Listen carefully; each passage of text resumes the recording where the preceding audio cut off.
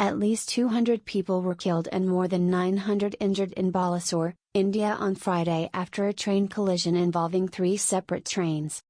The Howrah Superfast Express derailed and became entangled with the Coromandel Express, Southeastern Railway authorities said in a statement. Media reports had earlier said the crash was between the Coromandel Express and a freight train. All possible assistance is being provided to those affected, Prime Minister Narendra Modi said in a tweet where he expressed his sympathies for the victims of the tragedy. A victim of the collision recounted his own harrowing experience, saying, 10 to 15 people fell on me when the accident happened, and everything was haywire. I was at the bottom of the pile, he said. He injured both his hand and neck. Odisha Chief Secretary Pradeep Jena called the incident violent and tragic.